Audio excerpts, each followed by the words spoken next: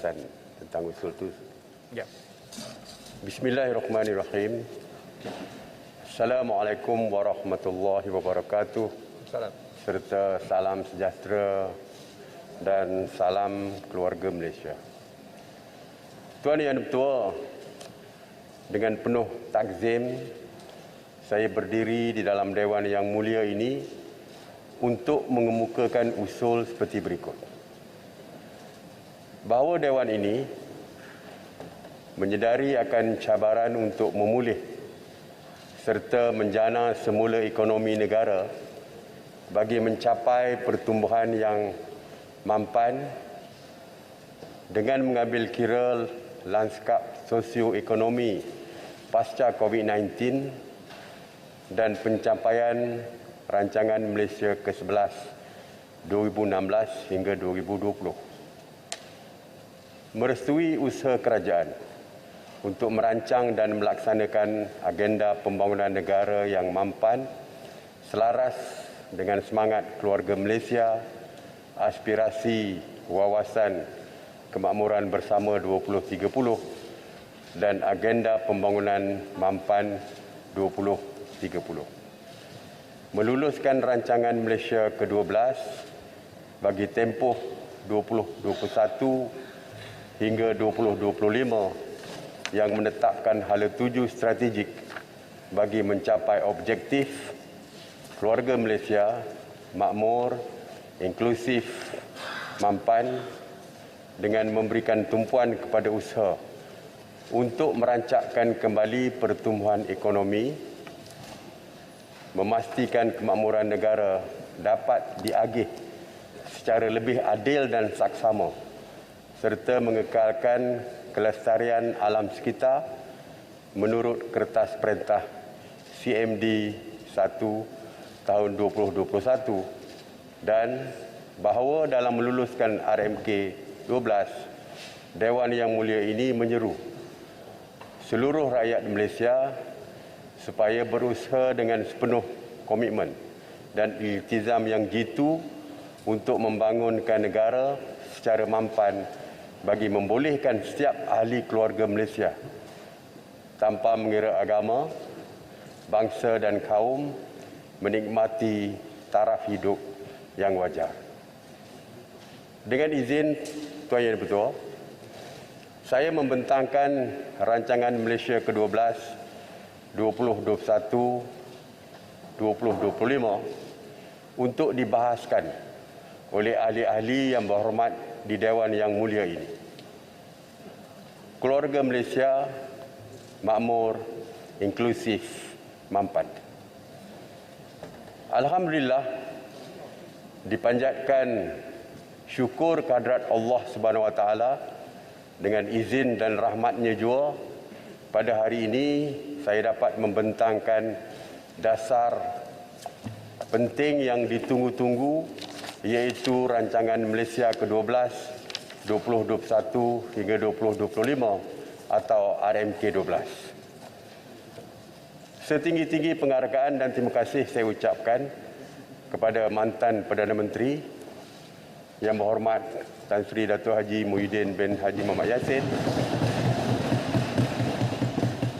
yang telah terlibat dalam penyediaan awal dokumen RMK 12.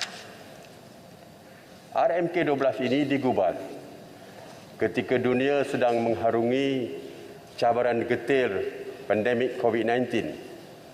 Ramai dalam kalangan kita keluarga Malaysia yang terkesan. Dalam persekitaran dan kebiasaan baharu ini, ada yang hilang nyawa dan pekerjaan demi kelangsungan hidup. Ada di antara kita yang terpaksa mencuburi bidang kerja yang baru atau melakukan dua pekerjaan dalam satu masa. Takziah kepada ahli keluarga mangsa-mangsa yang meninggal dunia akibat jangkitan COVID-19. Marilah kita berdoa semoga usaha membendung pandemik ini dirahmati dan situasi ini dapat ditangani serta berakhir dengan segera. Hampir 2 tahun, negara dan seluruh dunia menghadapi krisis kembar kesihatan dan ekonomi terburuk akibat pandemik COVID-19.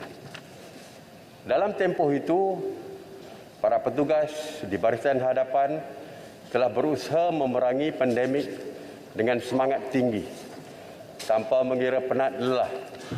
Kita semua terhutang budi kepada petugas barisan hadapan yang komited melaksanakan tanggungjawab memerangi kemelut pandemik ini.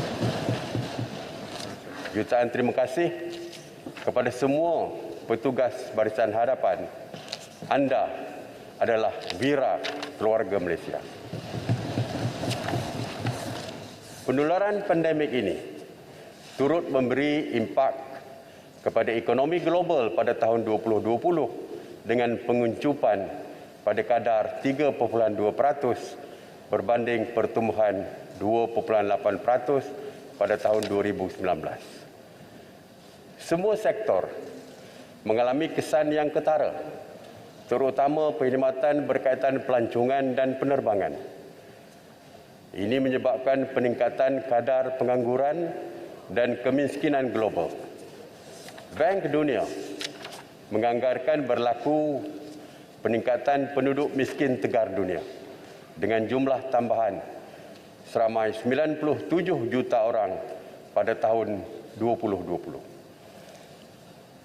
Malaysia juga tidak terkecuali menerima kesan pandemik ini, mengimbas pencapaian dalam tempoh RMK 11 iaitu 2016 hingga 2020. Keluaran dalam negara kasar atau KDNK berkembang pada kadar purata 2.7% tahun, kurang daripada sasaran asal. Ini disebabkan penguncupan ketara sebanyak 5.6% pada tahun 2020, meskipun negara mencapai pertumbuhan lebih tinggi sebanyak 4.9% tahun dalam tempoh 4 tahun pertama RMK 11. Pendapatan negara kasar atau PNK per kapita mencapai $42,500 atau $10,100 Amerika pada tahun 2020. Nilai ini adalah 20% lebih rendah daripada ambang pendapatan untuk mencapai status negara berpendapatan tinggi. Dalam RMK ke-11, kerajaan telah membelanjakan sebanyak RM248.5 bilion untuk tujuan pembangunan. Ini merangkumi perbelanjaan untuk sektor ekonomi sebanyak 58%, sosial 26%, keselamatan dan pertahanan 11% dan pentadbiran am 5%. Bagi sektor ekonomi, perbelanjaan terbesar adalah untuk penyediaan infrastruktur dan utiliti asas. Daripada perbelanjaan ini, sebanyak 46% diagihkan kepada 6 negeri yang memerlukan lebih tumpuan, iaitu Kedah, Kelantan, Perlis, Sabah, Sarawak dan Terengganu. Pandemik COVID-19 juga telah menjejaskan kedudukan keuangan negara. Pada tahun 2020, defisit fiskal melebar kepada 6.2% daripada KDNK. Jumlah hutang statutory Kerajaan Persekutuan berada pada tahap 57.9% pada KDNK. Saya sedar keluarga Malaysia meletakkan harapan yang tinggi kepada kerajaan untuk menangani krisis kesihatan dan ekonomi. Kerajaan banyak menerima cadangan daripada orang ramai, rakan-rakan yang berhormat ahli-ahli parlimen dan kerajaan negeri. Namun oleh kerana keperluan yang amat besar untuk melindungi nyawa dan kehidupan, pada tahun 2020 dan 2021, ruang bagi melaksanakan projek pembangunan adalah amat terhad. Keadaan ini dijangka berterusan sehingga tahun hadapan. Oleh itu, peruntukan pembangunan kerajaan lebih ditumpukan kepada projek sambungan. InsyaAllah, kita menjangkakan kedudukan kewangan kerajaan akan bertambah baik pada tahun 2023 apabila ekonomi semakin kukuh. Kerajaan akan memperuntukkan sebanyak 400 bilion ringgit untuk membiayai projek sambungan dan projek baru di bawah RMK12. Kita harus yakin seperti dalam surah Al-Insyirah ayat 5, sesungguhnya sesudah kesulitan itu ada kemudahan. Tuan Yang Di-Pertua, semenjak 64 tahun negara mencapai kemerdekaan, kerajaan telah melaksanakan beberapa dasar jangka panjang yang kejayaannya sedang kita nikmati pada hari ini. Dasar ekonomi baru 1971-1990 telah berjaya mengurangkan kadar kemiskinan dengan ketara dan menyusun semula masyarakat. Wawasan 2020 yang merangkumi dasar pembangunan nasional 1991-2000, dasar wawasan negara 2001-2010, dasar transformasi negara 2010-2020 telah meletakkan asas untuk Malaysia mencapai negara maju dan berpendapatan tinggi. Seterusnya, wawasan kemakmuran bersama 2030 telah dilancarkan pada Oktober 2019.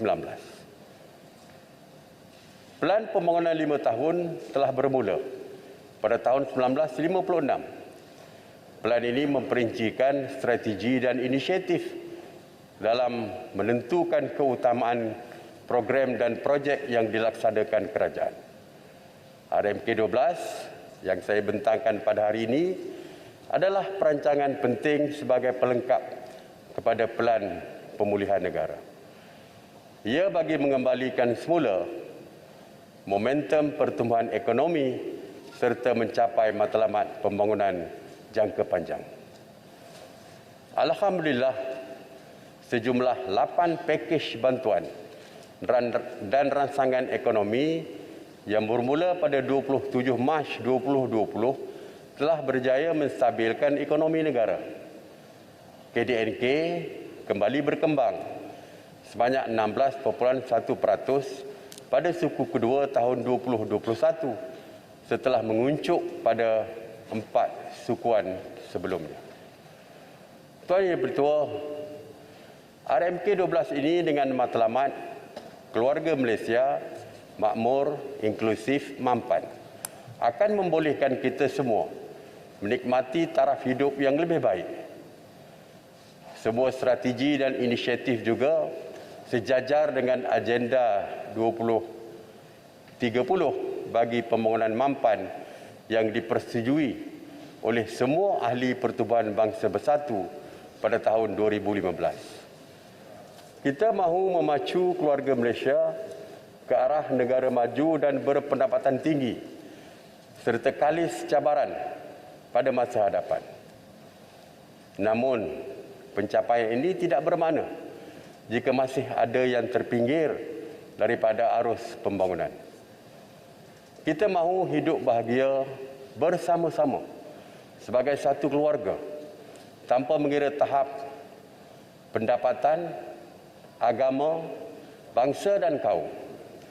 Dalam melaksanakan pembangunan, kelestarian alam perlu menjadi agenda utama negara kerana ia akan diwarisi oleh generasi masa hadapan. Tuan Yang Di-Pertua, RMK12 merupakan pelan pembangunan menyeluruh yang akan memperkenalkan beberapa pembaharuan bagi memastikan pertumbuhan ekonomi yang mampan dengan pengagihan peluang dan hasil yang lebih saksama. Bagi tujuan ini, 3 tema dan 4 pemangkin dasar serta 14 pemacu perubahan diperkenalkan dalam RMK12. Kerajaan mengambil pendekatan keseluruhan negara mengambil pendekatan keseluruhan negara atau dengan izin whole of nation approach yang melibatkan seluruh jentera dan agensi kerajaan, industri serta masyarakat dalam misi tunggal untuk melaksanakan pembaharuan. Tujuan pembaharuan ini bukanlah untuk menjana kekayaan negara semata-mata. Sebaliknya, untuk menangani beberapa cabaran struktur ekonomi, menyediakan tenaga kerja masa hadapan, meningkatkan kesejahteraan keluarga Malaysia dan merapatkan jurang pembangunan antara wilayah. Di samping itu, ia juga bagi memastikan pelaksanaan kaedah yang lebih berkesan dalam penyampaian perkhidmatan kepada rakyat. InsyaAllah, dengan terlaksananya pembaharuan ini pada tahun 2025, Malaysia akan menjadi sebuah negara berpendapatan tinggi dan mempunyai kualiti hidup yang lebih baik. Dan kita juga berhasrat untuk menjadikan Malaysia sebuah negara berteknologi tinggi. Secara terperinci, saya ingin berkongsi beberapa matlamat utama dalam tempoh RMK ke-12. Pertama, pertumbuhan KDNK disasarkan pada kadar 4.5 sehingga 5.5% setahun dalam tempoh 2021-2025. Kedua, pendapatan isi rumah dianggarkan sebanyak kira-kira RM10,000 sebulan pada tahun 2025. Ketiga, jurang KDNK per kapita antara wilayah Tengah dan Sabah dikurangkan kepada 1:2.5, manakala bagi Sarawak dikurangkan kepada 1:1.2 pada tahun 2025. Keempat, pengurangan intensiti pelepasan gas rumah kaca atau dengan izin greenhouse gas atau GHG sebanyak 45% pada KDNK pada tahun 2030 dan berdasarkan intensif pelepasan pada tahun 2005 sejajar dengan Perjanjian Paris 2015. Seterusnya, saya ingin memberi pencerahan kepada 9 fokus utama RMK12 seperti berikut. Pertama, perancakan pertumbuhan ekonomi. Kedua, memperkukuh pemangkin pertumbuhan. Ketiga, meningkatkan kesejahteraan keluarga Malaysia. Keempat, memantapkan keselamatan dan ketenteraman awam. Kelima, membasmi kemiskinan dan merapatkan jurang pendapatan. Keenam, memperkasa agenda Bumi Putera dan keluarga Malaysia. Ketujuh, melonjakkan pembangunan Sabah, Sarawak dan negeri-negeri kurang membangun. Kelapan, mempercepatkan pertumbuhan hijau. Dan kesembilan, meningkatkan kecekapan penyampaian perkhidmatan awam dan memastikan pelaksanaan dasar yang berkesan. Tuan Yang Dipertua, fokus pertama merancangkan pertumbuhan ekonomi. Fokus pertama ini tertumpu kepada usaha mengembalikan semula momentum pertumbuhan ke semua sektor ekonomi dan mewujudkan sumber pertumbuhan baru. Pertumbuhan beberapa industri yang strategik dan berimpak tinggi iaitu elektrik dan elektronik, perkhidmatan global, aero angkasa, industri halal, kreatif, pelancongan, biojisim dan aktiviti pertanian pintar akan dilonjakkan. Transformasi perusahaan mikro, kecil dan sederhana atau PMKS juga akan diperkasa. Pertumbuhan sektor perkhidmatan akan disokong oleh strategi pemodenan sektor untuk menjadi hub perkhidmatan serantau. Dalam hal ini, dasar dan perundangan yang jelas serta persekitaran perniagaan yang kondusif akan diwujudkan bagi menggalakkan lagi pelaburan yang berkualiti. Selaras dengan perkembangan revolusi perindustrian keempat atau dikenali sebagai 4.1R, sektor pembuatan dijangka beralih kepada pengeluaran produk yang mempunyai nilai ditambah yang tinggi dan industri Malaysia menjadi pemain penting dalam rantaian nilai global. Sektor pertanian akan dipergiatkan dengan menggunakan teknologi pintar untuk meningkatkan produktiviti dan mengukuhkan tahap sekuriti makanan negara. Sektor pembinaan akan dirancangkan dengan penggunaan teknologi termaju, merangkumi realiti terimbuh atau dengan izin augmented reality dan reality maya atau virtual reality sejajar dengan plan strategik pembinaan 4.0 bagi meningkatkan lagi kecekapan dan produktiviti. Sektor perlombongan akan memberi penekanan kepada pengeluaran mineral di proses yang mempunyai nilai ditambah yang tinggi, aktiviti perlombongan yang lestari dan penghasilan bahan mineral baharu.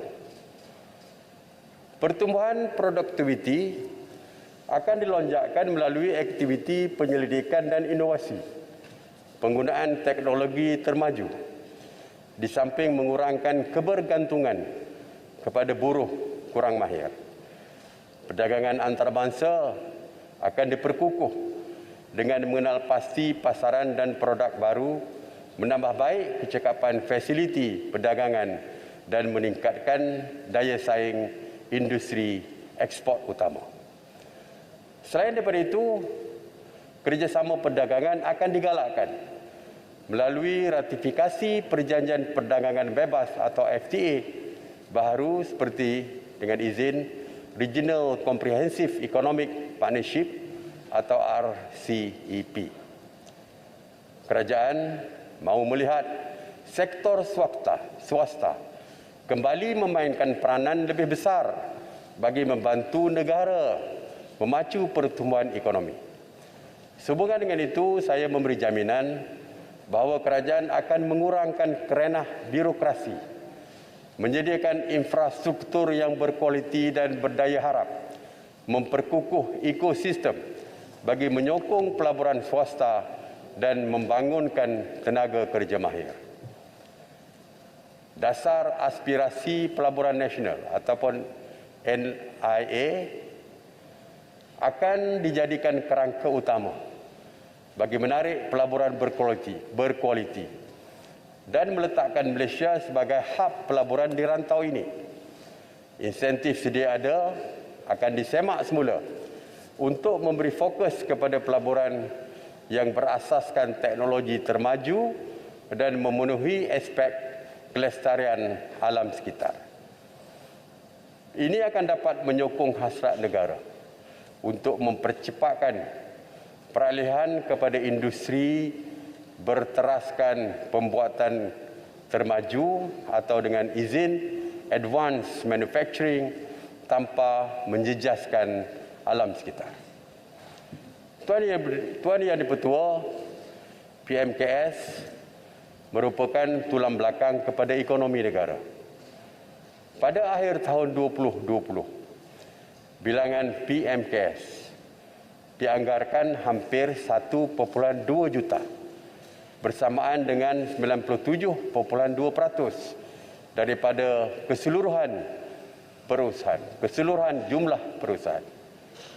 Namun sebahagian besar PMKS masih kurang berdaya saing dan perlu diperkasa semula setelah terjejas akibat pandemik. Oleh itu, kerajaan komited untuk terus membantu dan menyokong pemulihan PMKS. Pada masa yang sama, PMKS digalak untuk meneruskan agenda transformasi digital bagi memacu pertumbuhan dalam norma baru pasca pandemik. Sekecita saya maklumkan, kerajaan telah bersetuju meluluskan beberapa program dan projek utama untuk dilaksanakan dalam RMK 12 bagi melonjakkan pertumbuhan sektor dan industri strategik. Antaranya ialah dana pinjaman pelaburan penyelidikan dan pembangunan bidang aero angkasa, elektrik dan elektronik, penubuhan dengan izin Center of Excellence for Future Industry, dana harta intelek dan skim pembiayaan mudah bagi pendigitalan dan penerima gunaan teknologi untuk menyokong syarikat tempatan beralih kepada teknologi termaju. Dengan terlaksananya beberapa perancangan ini, saya percaya kita akan dapat mencapai sasaran pertumbuhan purata sektor perkhidmatan sebanyak 5.2%, pembuatan 5.7%, pertanian 3.8%, perlumbungan dan pengkuarian 2.6%, serta pembinaan 4.2% dalam tempoh RMK 12. Sektor pelancongan yang paling terjejas berikutan pandemik dijangka akan pulih dengan sasaran pertumbuhan 3.8%. PMKS pula dijangka dapat menyumbang sebanyak 45% kepada KDNK dan 25% daripada jumlah ekspor pada tahun 2025. Tuan Yang di-Pertua, fokus kedua, memperkukuh pemangkin pertumbuhan. Untuk Malaysia menjadi negara berperabatan dan berteknologi tinggi, kita tiada pilihan selain menerima guna teknologi baru dan berusaha mencipta serta membangunkan teknologi sendiri. Kita juga perlu memastikan infrastruktur diperkukuh dan bakat masa hadapan dibangunkan untuk memangkin pertumbuhan ekonomi. Langkah mempercepat penggunaan teknologi dan inovasi akan ditumpukan kepada pendigitalan dan teknologi termaju, termasuk teknologi 4.1R, dan pada tahun ini kerajaan telah melancarkan agenda My Digital dan diikuti dengan dasar 4.1R negara. Perancangan dasar, pelaksanaan serta pemantauan inisiatif 4.1R dan pendigitalan negara diselaraskan melalui Majlis Ekonomi Digital dan 4.1R negara. Kerajaan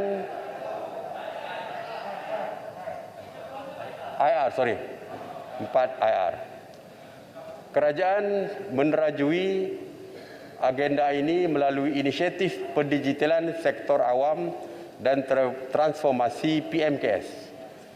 Penyediaan infrastruktur digital melibatkan pelaburan sektor awam dan swasta bernilai 23 bilion ringgit bagi menambah baik rangkaian 4G sedia ada.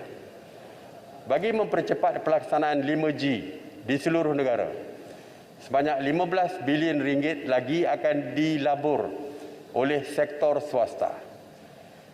Projek pembangunan Identiti Digital Nasional sedang dilaksanakan bagi mewujudkan platform pengesahan identiti serta perakuan elektronik yang selamat dan dipercayai.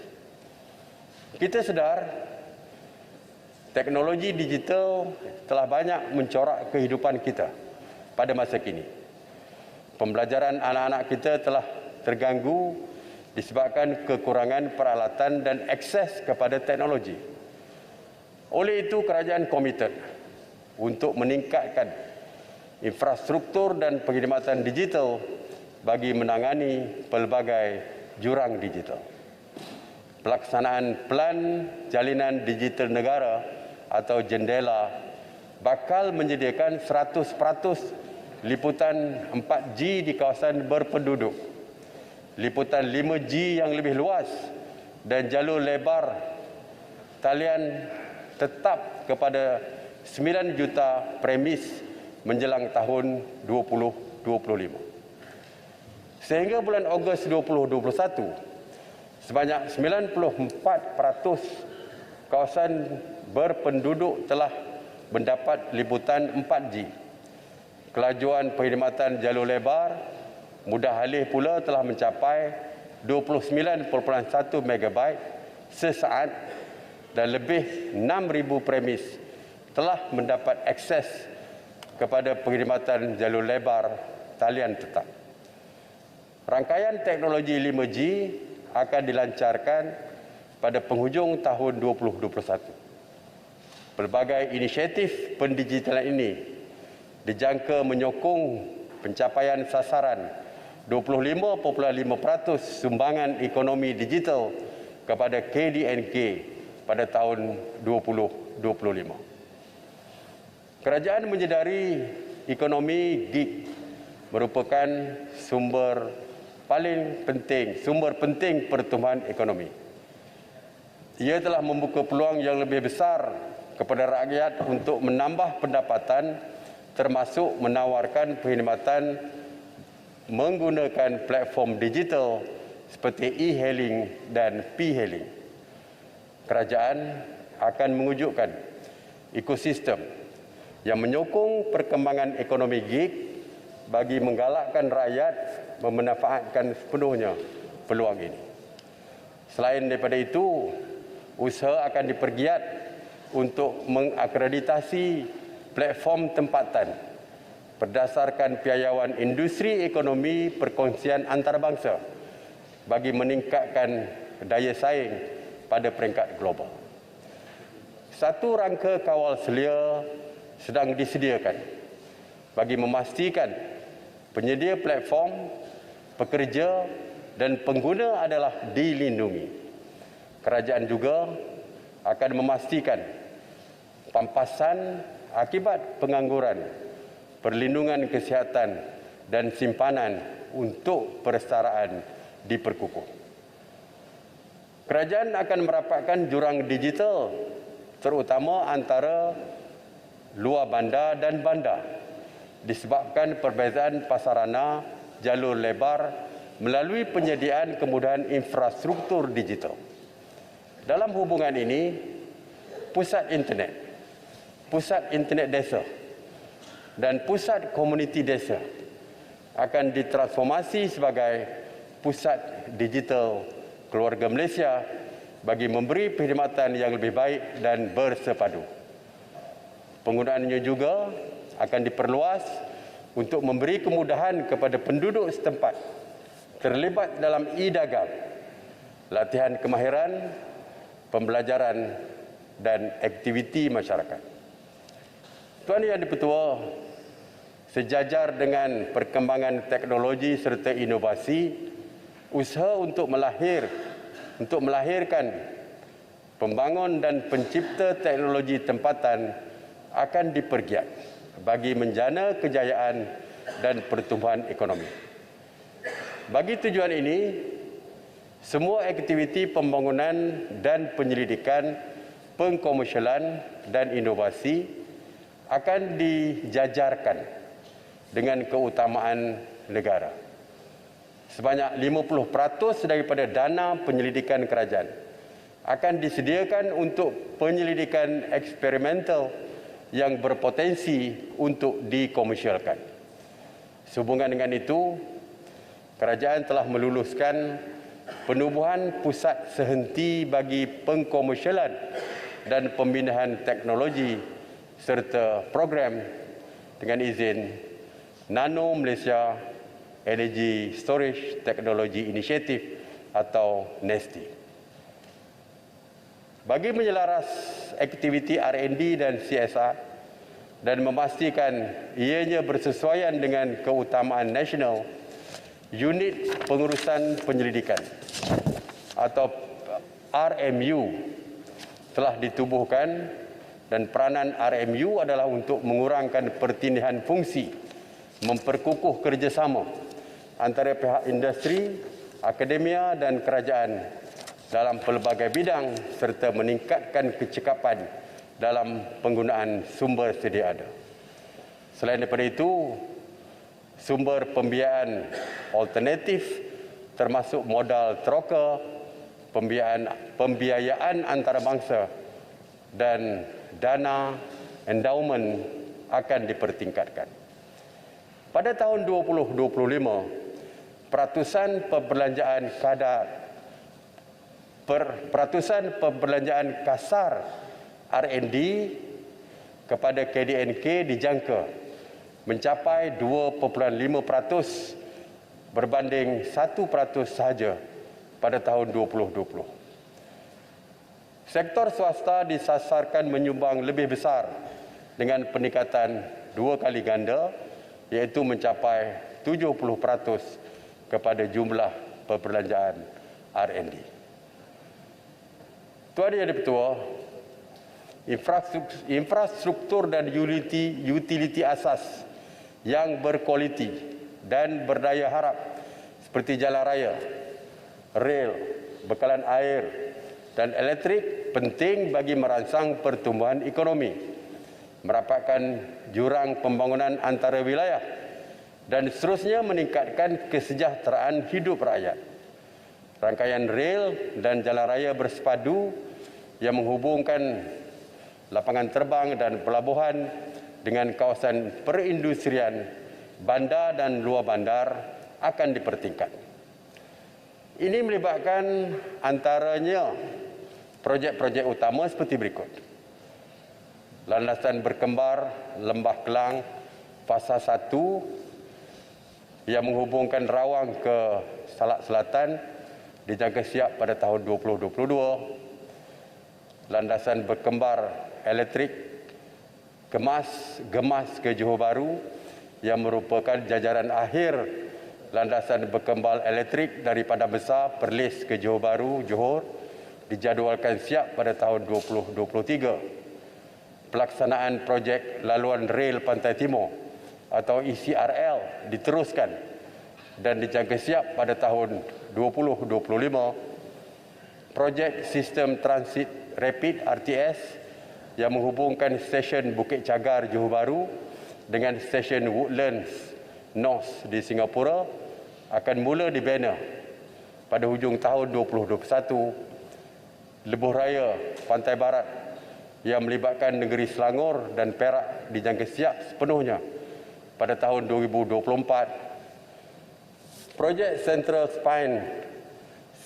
Spine Road dari Bentung Pahang ke Kuala Kerai, Kelantan dijadualkan siap sepenuhnya pada tahun 2025 dan Lebuh Raya Kota Baru ke Kuala Kerai dijangka siap sepenuhnya pada tahun 2025. Dana mudah cara khusus untuk projek infrastruktur akan diwujudkan di bawah model perkongsian awam swasta atau dengan izin Public Private Partnership atau PPP 3.0. Model pelaksanaan projek tidak akan melibatkan komitmen keuangan kerajaan dan menggunakan kaedah dengan izin Request for Proposal ataupun RFP. Pelaksanaan projek-projek di bawah model baru ini dijangka dapat diumumkan pada pertengahan tahun 2022. Jawatan kuasa khas PPP yang dipengerusikan oleh Ketua Setiausaha Negara ataupun KSN akan ditubuhkan bagi membolehkan perundingan projek PPP dapat diselesaikan dalam tempoh setahun. Untuk menjadi sebuah negara berpendapatan tinggi, pembangunan bakat amat penting. Oleh itu, sistem pendidikan perlu mengeluarkan modal insan berkualiti dan berkemahiran tinggi bagi memenuhi kehendak industri. Tumpuan diberikan untuk menambah baik seluruh sistem pendidikan negara serta menangani isu ketidakpadanan dalam pasaran pekerjaan. Bagi menambah baik sistem pendidikan negara, langkah utama yang akan dilaksanakan adalah seperti berikut. Pendidikan sains, teknologi, kejuruteraan dan matematik atau STEM akan diperkukuh bagi menyediakan murid dengan perubahan teknologi termasuk 4IR. Persekitaran sekolah akan dijadikan lebih kondusif melalui penggantian 148 bangunan daif dengan kos berjumlah 1.6 bilion ringgit pada tahun 2021 dan 2022.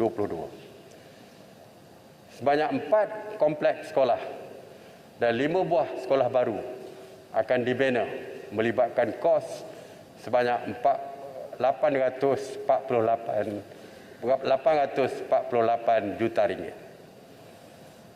Program TVET akan diperkasa dengan menambah baik ekosistem, meningkatkan kualiti program melalui akreditasi, pengiktirafan dan persijilan badan bertaraf antarabangsa serta memperkenalkan sistem penerapan institusi TVET.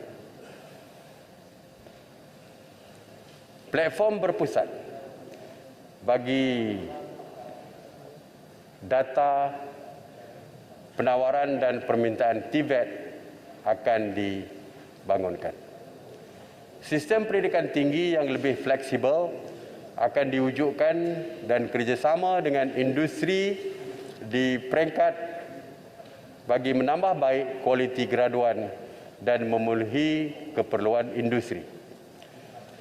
Pelan pendidikan digital pada peringkat sekolah dan pengajian tinggi akan diperkenalkan bagi memastikan akses yang lebih luas kepada pendidikan yang berkualiti dan naik taraf kemudahan beberapa universiti awam, antaranya UiTM, UKM, UM, USM dan UUM.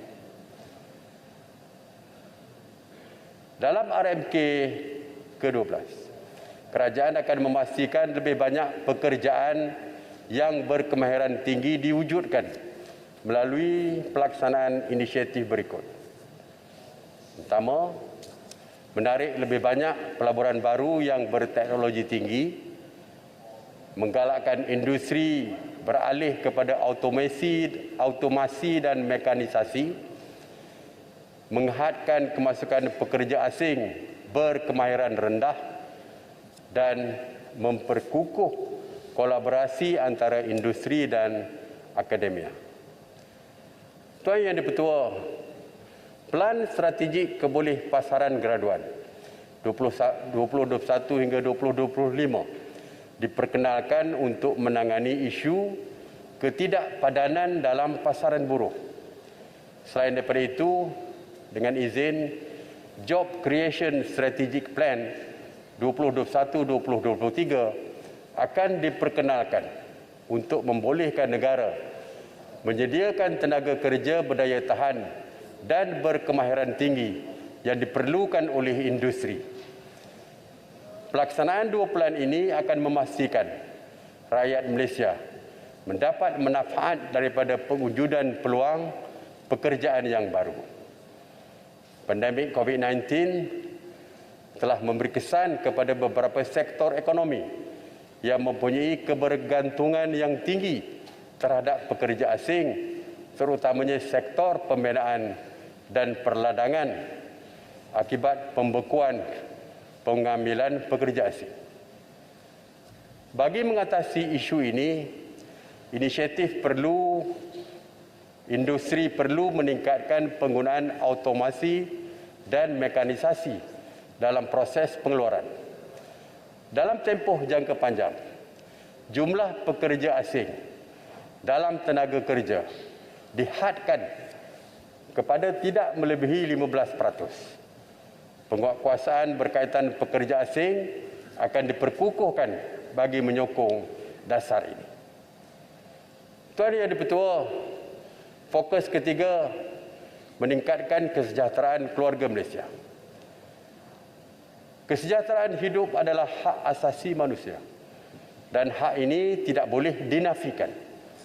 Saya sedar dalam situasi pandemik COVID-19, rakyat menaruh harapan tinggi kepada kerajaan.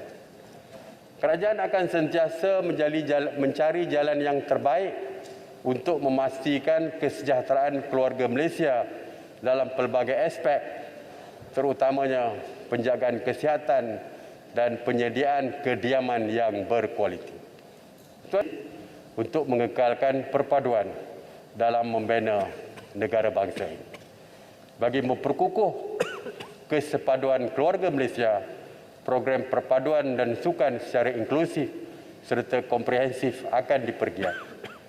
Pengaduan rakyat yang berbilang kaum, agama dan bangsa selain integrasi nasional, silang budaya serta merentasi ideologi politik adalah tunjang kekuatan kita sebagai sebuah keluarga Malaysia. Marilah kita menggerakkan seluruh kekuatan untuk terus menyebarkan semangat patriotisme dan kesukarelawan dengan memanfaatkan platform digital dan media yang lain, pemahaman serta penghayatan mengenai perlembagaan persekutuan dan rukun negara perlu terus diterapkan dan diperkasakan di kalangan anak-anak kita dan golongan belia negara. Tuan Yang di-Pertua, fokus keempat, memantapkan keselamatan dan ketenteraman awam. Keselamatan rakyat dan kedaulatan negara merupakan perkara asas bagi memastikan keamanan dan kestabilan Malaysia. Antara inisiatif yang akan dilaksanakan merangkumi langkah menambah baik kesiapsiagaan kawalan sempadan dan penguatkuasaan, mempertingkatkan ketenteraman awam, mengukuhkan keselamatan dan pertahanan cyber serta menjaga kebajikan anggota. Saya akan pastikan langkah yang lebih tegas akan diambil untuk melaksanakan pelan menyeluruh dan memperkukuhkan ops benteng bagi menghalang pendatang asing tanpa izin. Antara projek yang akan dilaksanakan termasuklah dengan izin Marine Police Sea Monitoring System di 5 wilayah maritim, pembinaan Bear Base Tentera Udara di Bintulu, Sarawak, pembinaan Hospital Angkatan Tentera Terendak, Melaka dan peningkatan keupayaan aset maritim. Selain daripada itu, kem tentera terbaru di Felda Sahabat, kem 5 Brigade di Kota Belud dan kem pasukan gerakan AM di Beluran, Sabah akan siap dibina dalam tempoh RMK-12. Dasar industri pertahanan dan keselamatan negara akan diperkenalkan bagi menetapkan hala tuju industri tempatan berkenaan pertahanan dan keselamatan. Bagi memastikan kebajikan anggota tentera dan penguatkuasa terbela, 10,200 unit rumah keluarga angkatan tentera dan kuartus sedang dibina dan boleh diduduki dalam tempoh RMK ke-12. Tuan Yang di-Pertua, fokus kelima, membasmi kemiskinan tegar dan merapatkan jurang pendapatan. Isu kemiskinan sangat dekat di hati saya. Dilahir dan membesar daripada keluarga penoreh getah, saya sangat memahami kesusahan dan kepayahan hidup rakyat. Pandemik COVID-19 yang telah melanda telah meningkatkan kadar kemiskinan, menjejaskan pendapatan individu dan isi rumah, seterusnya menghimpit keluarga kita dalam kemiskinan. Saya ingin mengucapkan terima kasih kepada semua pihak, termasuk CSO, badan korporat, orang perseorangan, dan Majlis Ugama Islam Negeri yang sentiasa prihatin dan menyokong kerajaan dalam membantu masyarakat yang terkesan sepanjang pandemik. Bagi menangani isu kemiskinan dan kesenjangan pendapatan, kita perlu belajar daripada kejayaan yang dicapai oleh beberapa negara lain. Maka inisiatif membasmi kemiskinan tegar untuk memastikan rakyat miskin termasuk miskin bandar dibantu melalui pendekatan keseluruhan negara. Unit khusus pada peringkat persekutuan dan di pejabat daerah akan ditubuhkan. Unit ini akan bertanggungjawab menyelaras pengkalan data secara bersepadu serta semua program dan inisiatif yang dilaksanakan oleh kerajaan, sektor korporat dan CSO. Dengan adanya pegawai yang diberikan tugas khusus untuk menguruskan perihal kemiskinan pada peringkat daerah, saya yakin kemiskinan tegar dapat dibasmi pada tahun 2025. Usaha yang lebih bersepadu akan dilaksanakan untuk meningkatkan pendapatan dan menangani kenaikan kos sara hidup, isi rumah B40 serta kumpulan mudah terjejas. Bantuan bersasar seperti pemberian wang tunai dan perlindungan sosial akan diteruskan kepada mereka yang layak. Program pemerkasaan ekonomi komuniti bandar dan skim pembangunan kesejahteraan rakyat di luar bandar dengan kos sebanyak 1.5 bilion ringgit akan diperkukuh bagi meningkatkan kebolehpasaran, kesejahteraan dan kuasa beli keluarga B40. Kerajaan tidak boleh bersendirian dalam perjuangan ini. Saya menyeru sektor korporat dan orang persorangan untuk membantu keluarga Malaysia keluar dari kepompong kemiskinan. Sekecil mana pun bantuan yang dihulurkan, termasuk melalui sumber pembiayaan alternatif seperti zakat dan wakaf, jika digembleng akan membawa manfaat yang besar. Kemiskinan pada hari ini juga dilihat daripada pelbagai dimensi selain keuangan. Sehubungan dengan itu, dalam aspek pendidikan, lebih ramai murid daripada keluarga B40 akan diberikan keutamaan untuk kemasukan ke sekolah berprestasi tinggi dan pemberian beasiswa. Dalam aspek kesihatan pula, akses kepada penjagaan kesihatan akan diperluas. Isu kekurangan zat dan tumbuh besaran dalam kalangan kanak-kanak daripada keluarga B40 semakin meningkat. Untuk tujuan itu, isu ini akan ditangani secara komprehensif termasuk melalui makanan berkhasiat. Bagi meningkatkan keupayaan, kemahiran dan daya saing mencari pekerjaan golongan M40, program latihan dan latihan kemahiran semula serta aktiviti keusahawanan akan ditingkatkan. Mereka juga akan digalakkan untuk melanggan insuran kesihatan dan pekerjaan pada kadar yang mampu dibayar. Selain itu, kita akan memastikan anak-anak M40 mendapat akses kepada pendidikan berkualiti pada kes yang berpatutan, pada kos yang berpatutan. Tuan Yang Di-Pertua, fokus ke-6 adalah memperkasa agenda Bumiputera dan keluarga Malaysia. Keluarga Malaysia merangkumi Bumiputera, orang asli dan anak negeri Sabah yang mempunyai 42 etnik dan lebih 200 sub-etnik, antaranya suku kaum Kadazan, Dusun, Murut, Rungus dan Bajau. Juga Bumiputera Sarawak yang mempunyai 27 etnik, antaranya kaum Iban, orang Ulu, Melanau dan Bidayuh, di samping kaum Cina, India dan lain-lain. Ahli keluarga ini yang berpendapatan rendah serta kumpulan khusus dan golongan mudah terjejas tanpa mengira kaum yang perlukan pembelaan dan bimbingan akan diberikan perhatian. Kerajaan sedar bahawa sebilangan besar Bumiputera masih lagi berpendapatan rendah dan miskin berbanding etnik lain.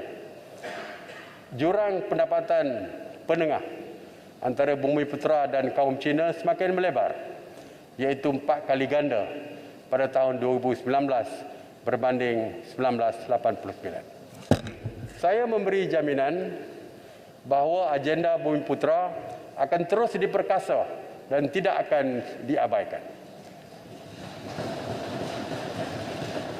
Ini sebagaimana termaktub dalam perkara 153 Perlembagaan Persekutuan yang memberikan hak dan keistimewaan pada orang Melayu dan anak negeri, iaitu pribumi Sabah dan Sarawak dan kepentingan sah kaum-kaum lain. Hasrat kerajaan adalah untuk mencapai pembangunan sosioekonomi yang lebih adil, saksama dan inklusif selaras dengan semangat keluarga Malaysia. Agenda ini akan diterap dalam pelaksanaan semua dasar bagi memastikan ia menjadi komponen yang diberi keutamaan pada segenap peringkat dan aspek pembangunan. Semua pihak, termasuk pihak kerajaan, syarikat berkaitan kerajaan atau JLC dan syarikat pelaburan berkaitan kerajaan dan sektor swasta akan bersama-sama dalam menjayakan agenda ini. Bagi meningkatkan penyertaan Bumiputera dalam aktiviti ekonomi, akses dan peluang pendidikan serta pembangunan modal insan termasuk HUFAS akan diperkukuh, antaranya melalui inisiatif berikut. Yang pertama, latihan dalam bidang teknikal dan profesional supaya menjadi pakar dalam pelbagai bidang dan kemahiran untuk kerjaya masa hadapan seperti penganalisis dan saintis data serta pakar data raya. Daya tahan dan kemampanan perniagaan Bumiputera akan dipertingkatkan lagi bagi mencapai sasaran 15% sumbangan PMKS Bumiputera kepada KDN pada tahun 2025.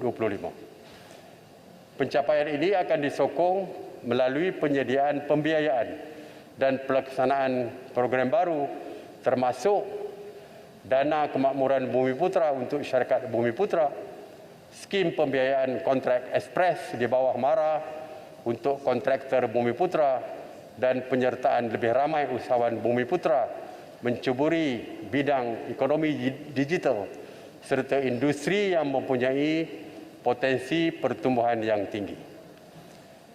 Bagi meningkatkan kejayaan Bumiputera, dasar pelaksanaan kota pemilikan kediaman Bumiputera akan diperkukuh melalui kerjasama yang lebih erat antara kerajaan persekutuan, kerajaan negeri dan pihak berkuasa tempatan. Selain daripada itu, bantuan keuangan, bimbingan dan pementoran oleh institusi keuangan akan diperluaskan bagi menyokong usahawan Bumiputera. Sebagai inisiatif untuk mengembang lagi ekonomi Islam, konsep wakaf akan diperluas sebagai strategi mempelbagaikan sumber keuangan untuk membiayai perniagaan dan meningkatkan ekuiti Bumiputera. Dalam hubungan ini, lebih banyak instrumen wakaf akan diperkenalkan termasuk mewujudkan satu dana wakaf di peringkat nasional bagi menggemeling lebih banyak sumber untuk keusahawanan dan membiayai program pembangunan sosioekonomi. Pelan induk wakaf nasional akan diwujudkan bagi memastikan pengurusan wakaf yang lebih cekap. Tuan Yang di-Pertua, pemilikan ekuiti korporat Bumiputera masih belum mencapai sasaran sekurang-kurangnya 30%. Pada hari ini saya ingin berkongsi status pemilikan ekuiti sektor korporat berasaskan nilai pasaran tahun 2019 seperti berikut. Pegangan Bumiputera hanya mencapai 17.2%.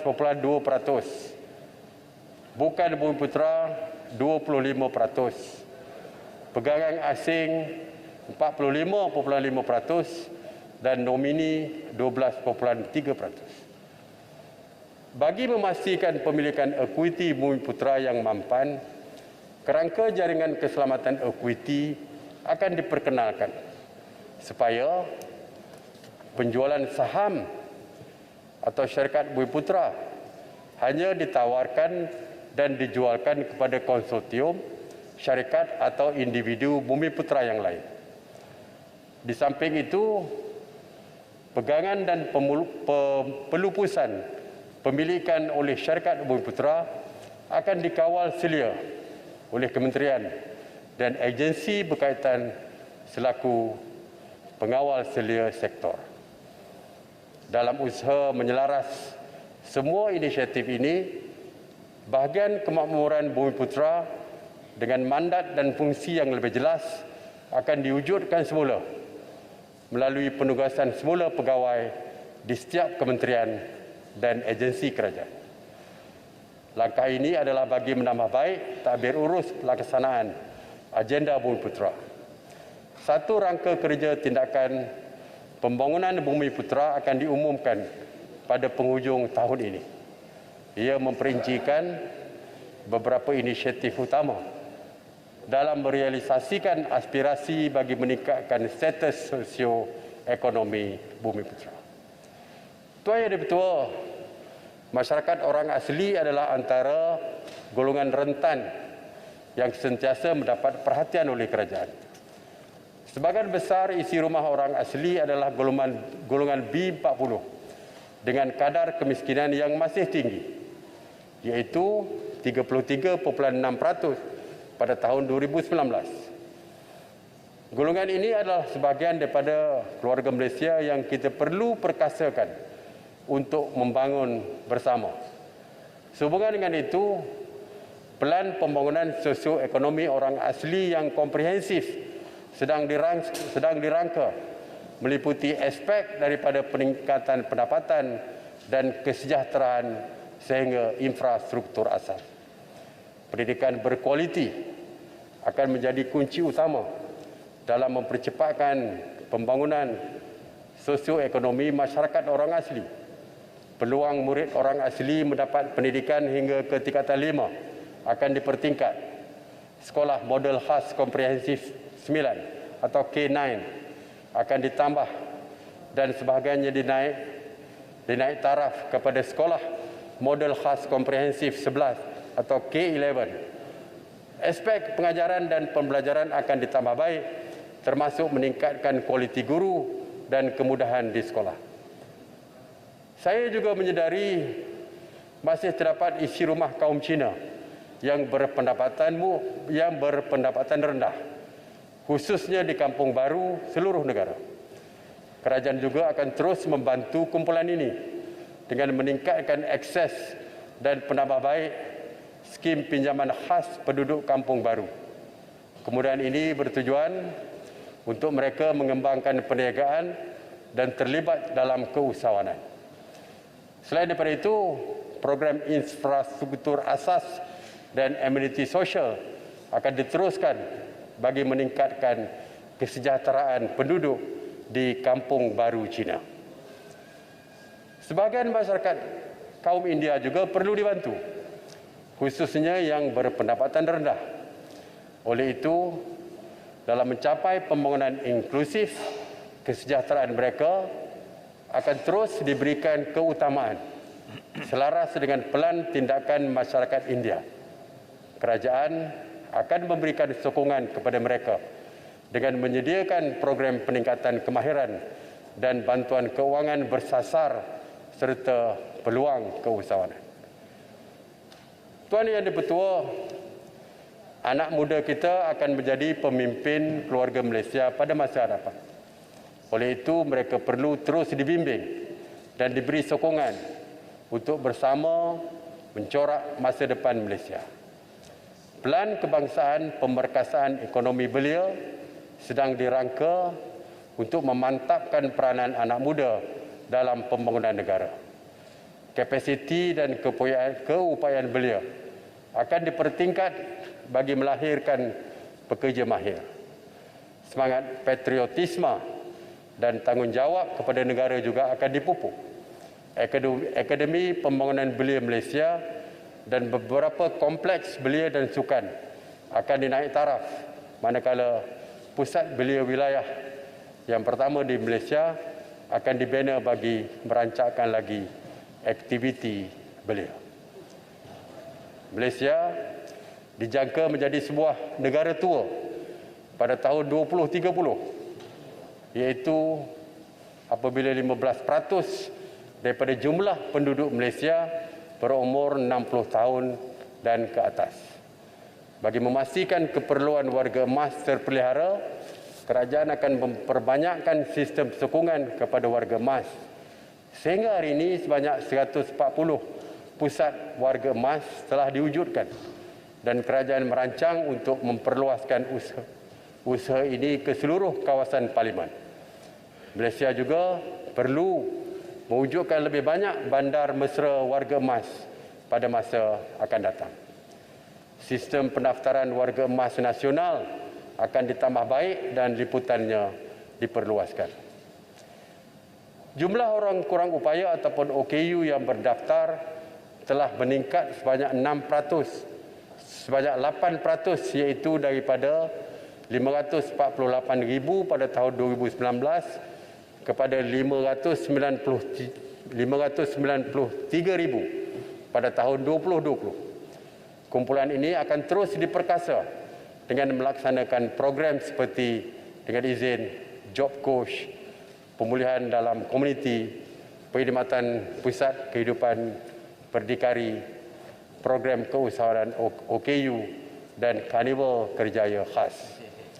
Usaha memperkasakan gender dalam pembangunan akan diteruskan dengan meningkatkan penglibatan wanita dalam sektor ekonomi dan proses membuat keputusan.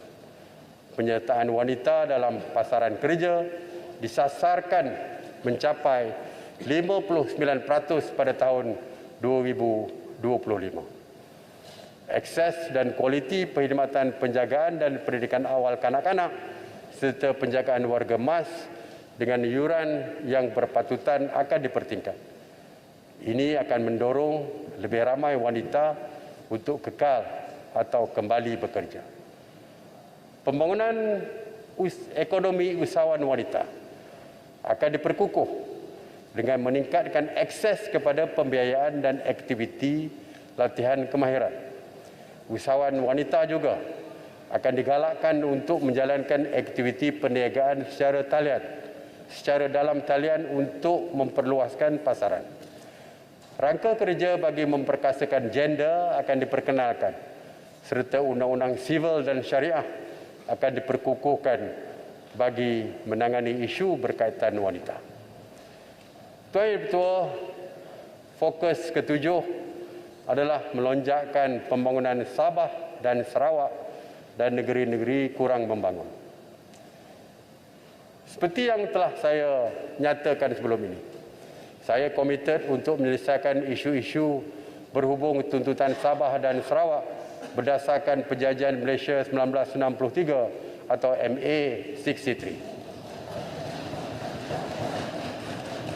Ini termasuklah keperluan infrastruktur asas, kawal selia gas dan elektrik, aspek pendigitalan dan keselamatan.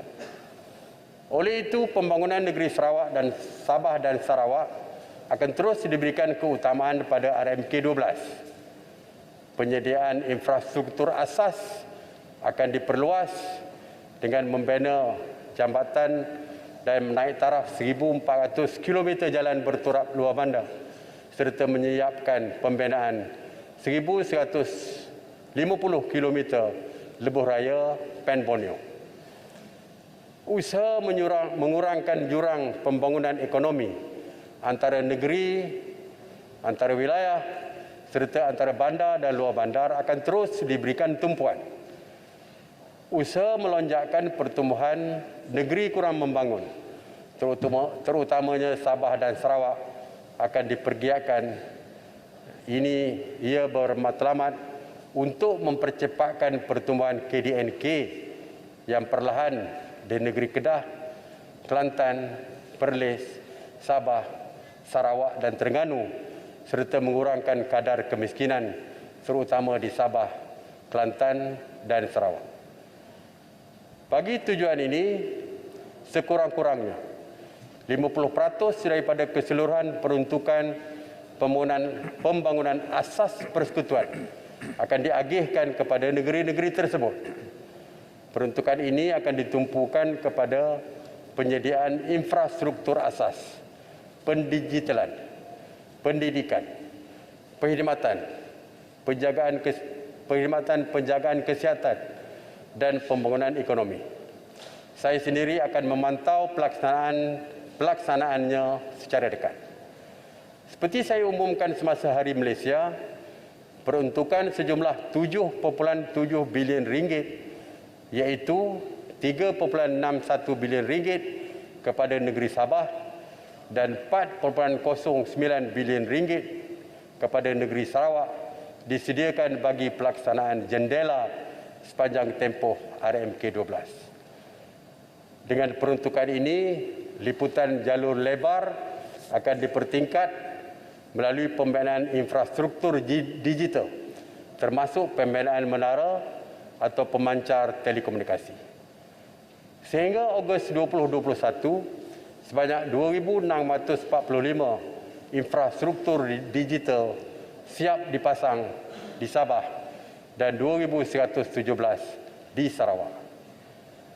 Bagi menambah baik bekalan elektrik, loji jana kuasa baru akan dibina dan talian penghantaran grid Timur Barat Sabah akan dinaik taraf. Projek pembinaan hidroelektrik Sabah, pembinaan di hidroelektrik Baleh di Sarawak dijangka siap pada tahun 2025. Perkhidmatan penjagaan kesihatan akan dapat dipertingkat dengan siapnya Hospital Pengajar UMS Universiti Malaysia Sabah dan Hospital Pengajar Universiti Malaysia Sarawak. Pembinaan 26 buah klinik baru akan dapat menambah baik perkhidmatan penjagaan kesihatan di klinik desa di kedua-dua negeri ini.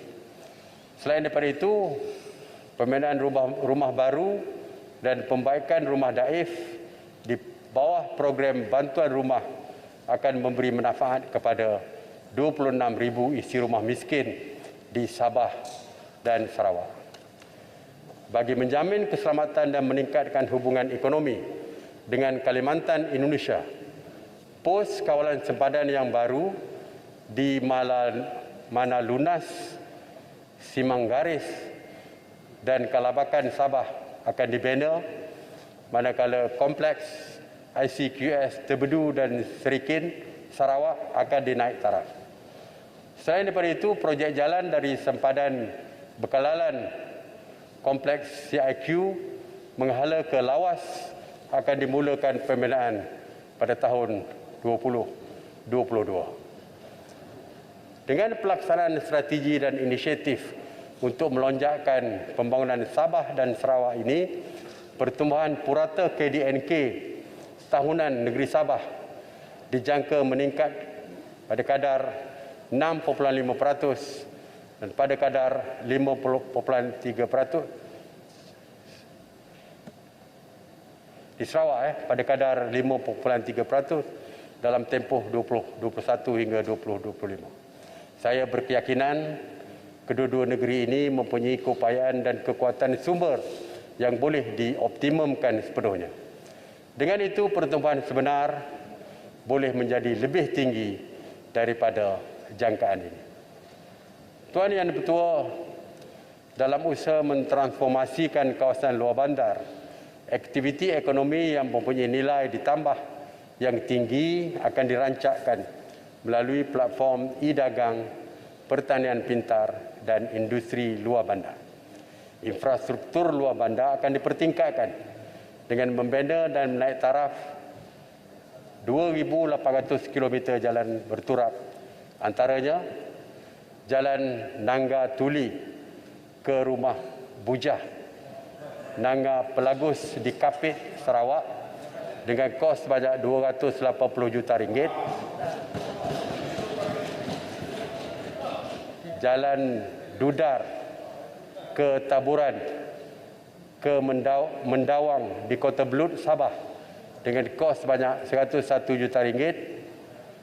Jalan luar bandar dari Sempang Velcra, Ulu Kerut ke Kampung Orang Asli, Bot-Bot ke Felda, Jengka 7 ke Jalan Kilang Sawit, Jengka 18 di daerah Maran, Pahang dengan kos sebanyak RM135.3 juta, dan jalan baru dari Kampung Gagu ke Ulu Beranang, Negeri Sembilan dengan kos projek RM179.2 juta. Selain daripada itu, usaha juga akan dipertingkatkan untuk memastikan akses kepada bekalan air bersih mencapai 98% dan bekalan elektrik 99%. Bagi mempergiatkan aktiviti sosioekonomi setempat pula, pada projek-projek kecil luar bandar akan terus dilaksana seperti program amenity social dengan peruntukan sebanyak RM310 juta dan pembinaan jalan perhubungan desa dengan kos sebanyak RM1.6 bilion. Usaha ini dijangka dapat membantu merapatkan jurang pendapatan antara luar bandar dan bandar. Saya menghargai setiap titik peluh dan penat lelah peladang, penternak dan nelayan. Mereka juga merupakan sebahagian daripada komponen penting dalam pembangunan luar bandar. Keluarga kita ini harus dibawa bersama dalam transformasi ekonomi negara. Kerajaan giat melaksanakan Pelan Pemulihan Felda untuk mengembalikan kegemilangan agensi ini dalam membela nasib rakyat. Pemulihan ini melibatkan penstrukturan semula keuangan Felda dan memperkasa taraf sosioekonomi warga Felda. Hasrat kerajaan adalah untuk menjadikan Felda pederaju dalam pertanian pintar dan pengeluaran makanan negara. Kita mahu Felda lebih mampan dan menjadi contoh atau dengan izin role model dalam transformasi komuniti luar bandar yang moden dan progresif. Isu perumahan generasi kedua akan ditangani dengan memperkenalkan semula model pembangunan perumahan berasaskan konsep bina sendiri oleh generasi kedua. Melalui model ini, generasi kedua akan ditawarkan tapak rumah dan reka bentuk yang standard oleh kerajaan. Tuan Yang di-Pertua, fokus ke-8, mempercepatkan pertumbuhan hijau. Pembangunan ekonomi tidak harus menjejaskan alam sekitar. Manakala liputan kawasan hijau perlu dipertahankan. Usaha untuk mempercepat pertumbuhan hijau, mempertingkat kemampanan tenaga dan mentransformasi sektor air harus kekal menjadi teras pembangunan sosioekonomi negara. Sehubungan dengan itu, kerajaan akan mengambil kira prinsip alam sekitar, sosial dan takbir urus atau ESG dalam proses membuat keputusan. Walaupun Malaysia hanya menyumbang 0.7% kepada pelepasan gas rumah kaca, kerajaan akan terus memenuhi komitmen untuk mengurangkan intensiti pelepasan GHG sehingga 45% kepada KDNK pada tahun 2030 berdasarkan intensiti pelepasan pada tahun 2005 selari dengan aspirasi menjadi negara rendah karbon.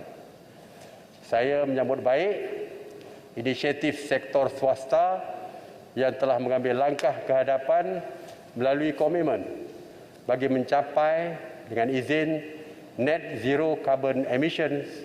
Ini termasuk komitmen syarikat GLC dan GLIC seperti Petronas, Tenaga Nasional Berhad, Kumpulan Wang Simpanan Pekerja dan Sarawak Energi Berhad untuk mencapai matlamat ini pada tahun 2050. Saya menggesa agar syarikat lain mencontohi inisiatif ini dengan menyatakan komitmen yang sama. Langkah ini menjadi semakin penting apabila rakan dagangan, pasaran modal dan institusi kewangan meletakkan syarat pematuhan kepada prinsip ESG dalam keputusan pelaburan dan pengeluaran produk mereka. Tuan Yang Bertuah, kerajaan akan bersama-sama pihak swasta dalam menjayakan matlamat ini. Pada hari ini, saya memberikan komitmen bahawa Malaysia akan menjadi negara neutral karbon seawal-awalnya pada tahun 2050. Bagi menyokong usaha ini, instrumen ekonomi seperti carbon pricing dan cukai karbon akan diperkenalkan.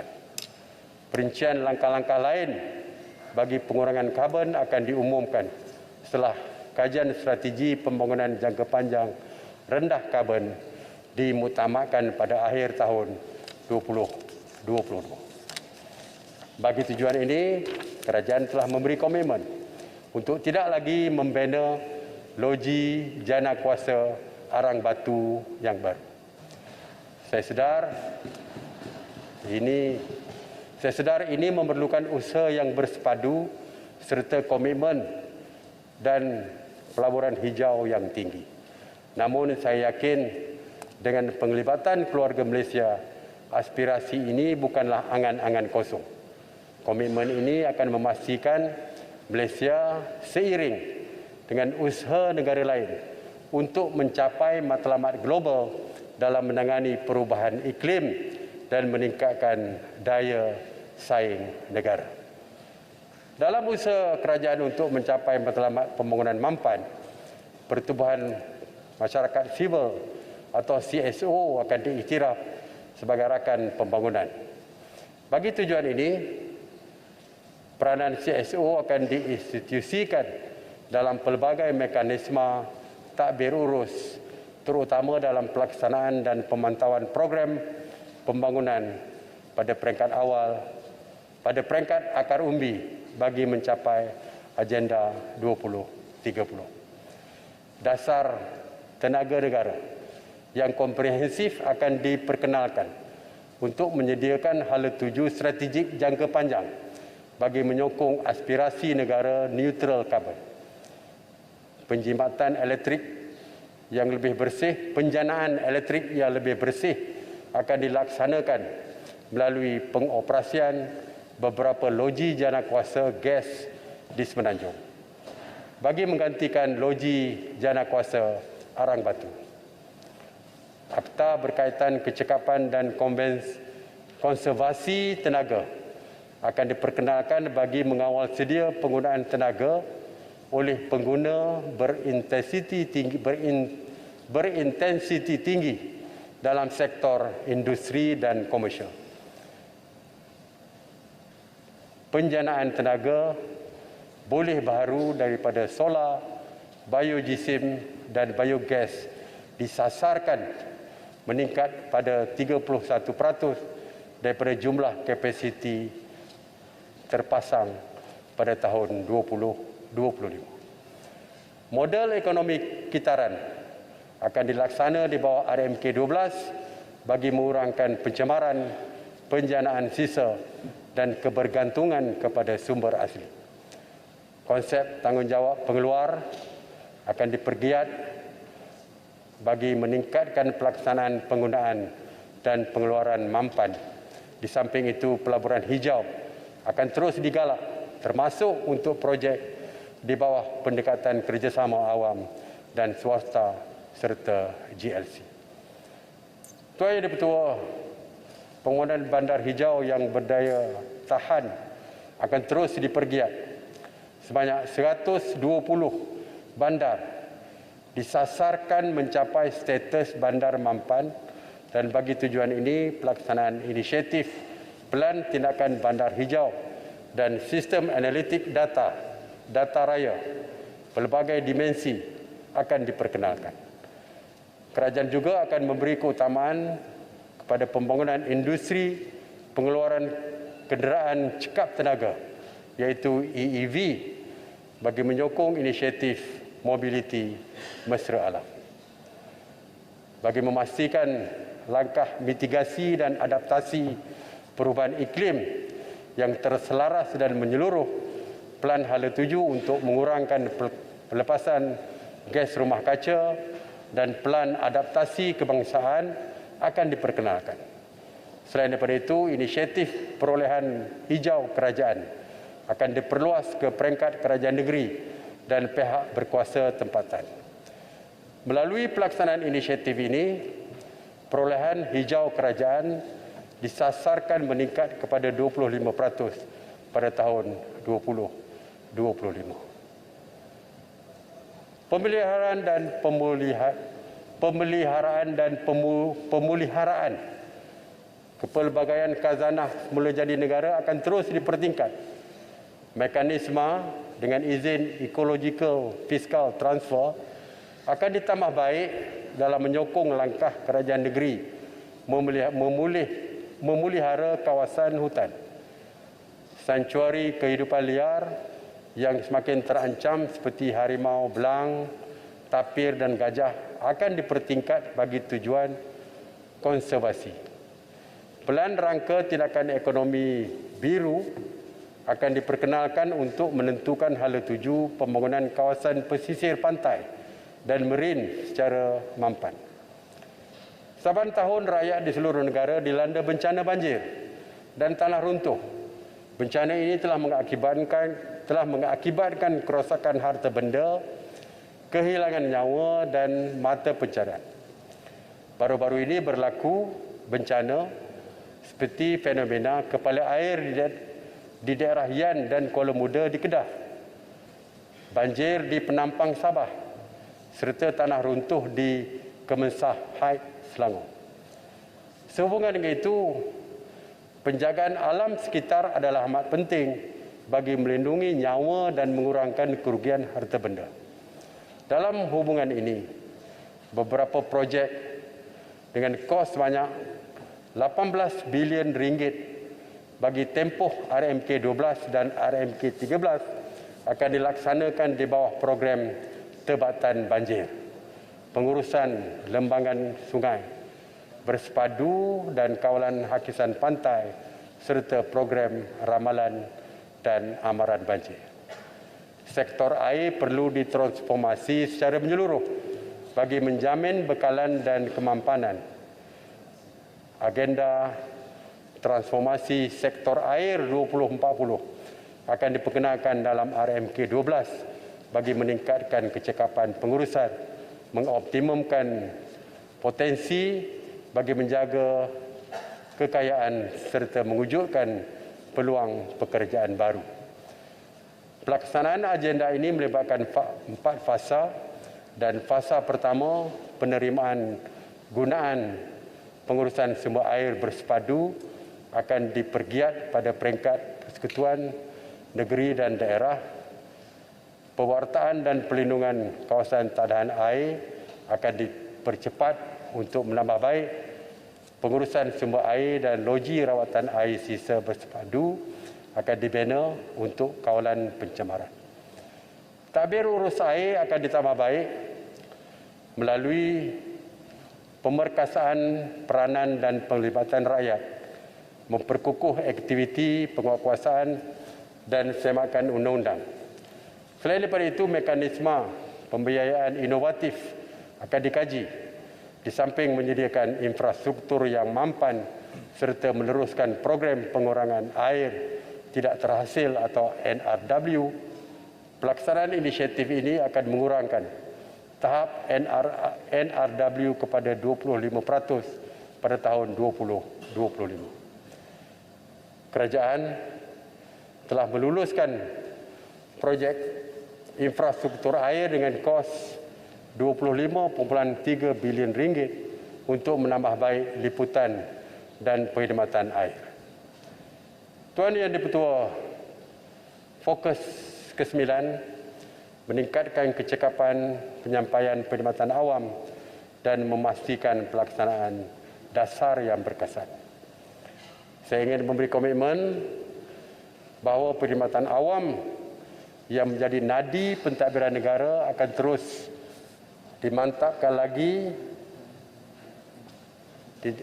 dimantapkan bagi meningkatkan ketelusan dan kecekapan. Bagi tujuan ini, perkhidmatan awam akan ditransformasi melalui pendekatan keseluruhan kerajaan dengan mengambil kira bahawa kejayaan pelaksanaan inisiatif memerlukan keterlibatan semua perangkat kerajaan. Pelaksanaan penyampaian perkhidmatan yang berkesan amat penting bagi memastikan keluarga Malaysia benar-benar merasai pembangunan yang dilaksanakan. Struktur dan fungsi kementerian dan agensi akan disusun semula bagi mewujudkan organisasi yang lebih mendatar dan mengurangkan kerenah birokrasi. Mekanisme pemilihan dan pengambilan pegawai, pengurusan dan profesional dalam pelbagai skim juga akan diperkukuh bagi memperoleh bakat yang terbaik. Cadangan untuk memperkenalkan Akta Perkhidmatan Awam akan dikaji bagi membolehkan pelaksanaan dan pengasingan kuasa dan tanggungjawab yang jelas antara anggota pentadbiran dengan penjawat awam. Di samping itu, pendigitalan perkhidmatan awam akan terus dipertingkat. Plan strategik pendigitalan sektor awam 21-25 yang baru dilancar menggariskan hala tuju strategik pelaksanaan pendigitalan sektor awam bagi memacu agenda kerajaan digital yang mampan ke arah membentuk masyarakat digital. Kerajaan menyasarkan perkhidmatan dalam talian peringkat awal ke akhir atau dengan izin end-to-end meningkatkan kepada 80% pada tahun 2025. Rangka dasar tadbir urus data nasional akan dibangunkan untuk menggalakkan perkongsian data antara sektor awam dan swasta yang lebih meluas. Saya sedar anak muda hari ini sentiasa ingin menyuarakan hasrat dan pandangan mereka untuk bersama-sama membangunkan negara melalui amalan demokrasi. Bagi merealisasikan hasrat anak muda tersebut, kerajaan akan memastikan pindaan perlembagaan yang membolehkan warga negara berumur 18 tahun dapat mengundi